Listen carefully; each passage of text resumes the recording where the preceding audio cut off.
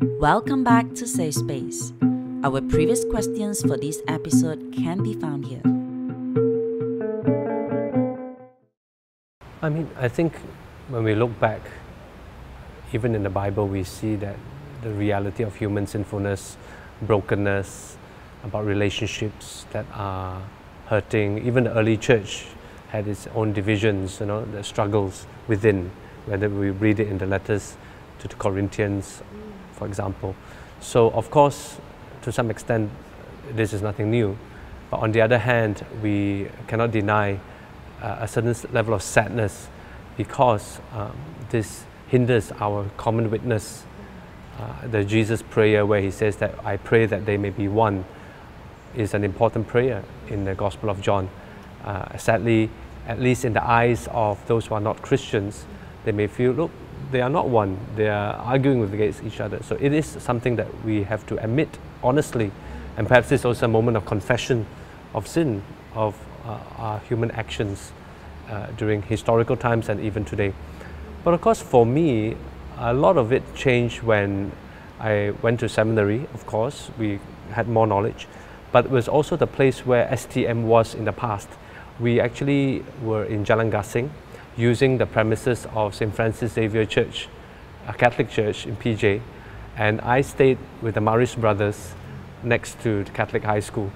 So there, a lot of us Protestant theological students had more time to interact with our counterparts, the Catholic fathers. Or that time, the Herald's office was there, Father Lawrence was there. We would meet people, we would overhear their worship practices, whether it's for their more charismatic Catholic service to the more traditional Mass.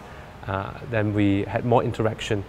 And of course, as we had more interaction, we also realized there are many things that we are searching at the deeper spiritual level is very much in common today. A yearning to honor God, to worship Him. Of course, the practices and theological interpretations would have some differences, but we recite the Creed together. We recite the Nicene Creed or the Apostles' Creed. We pray the Lord's Prayer. So there are other aspects that should bring us more together, and also just listening to the life stories of the Catholic brothers and of course Catholic sisters as well were a great inspiration to many of us at STM. And in our classes we also started to read Catholic spiritual writers. So the most famous one was Henry Nouwen, a lot of our favorites, Catholic writer and others. So I think that opened the doors when we started to really read what they were saying, and it became more of, what we are saying together.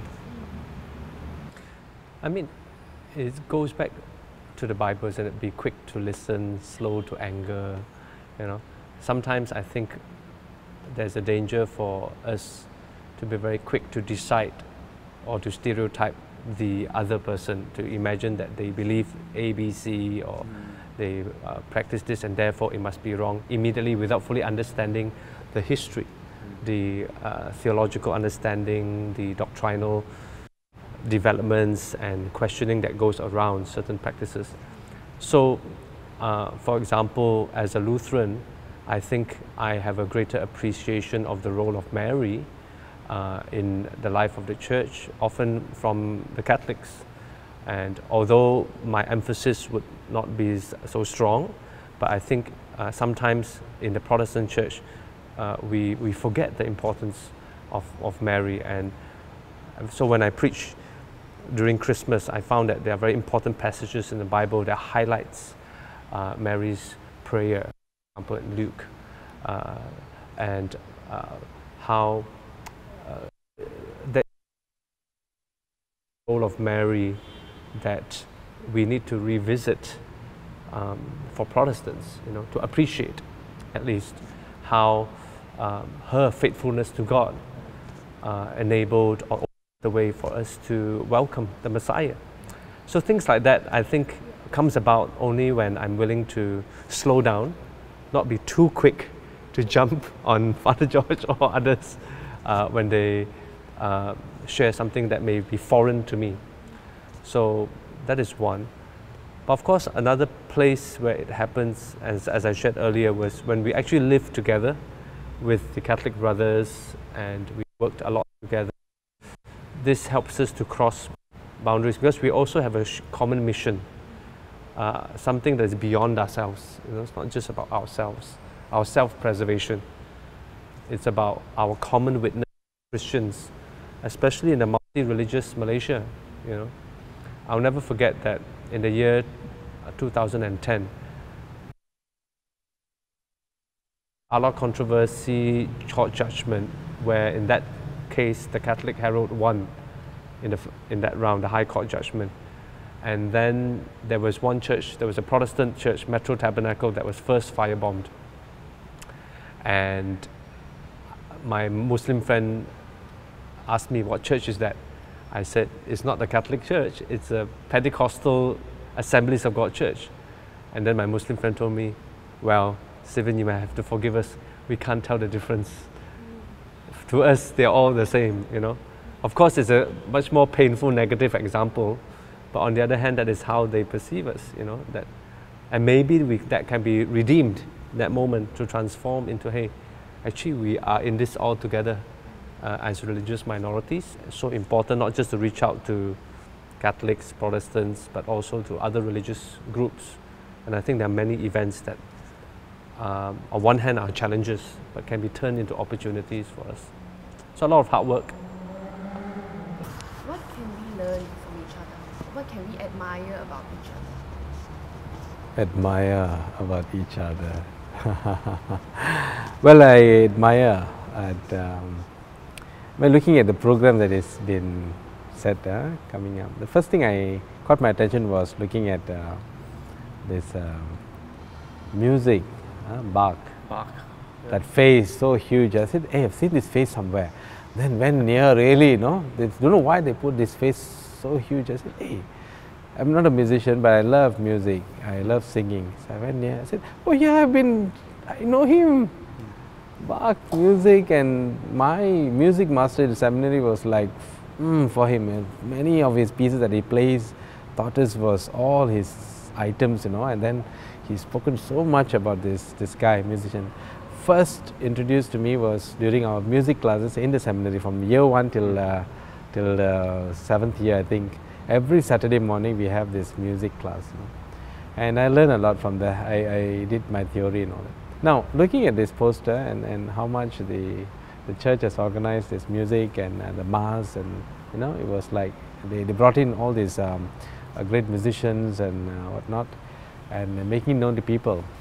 And I saw that there were calls even to me, that they mentioning about this B minor, this music and this Bach.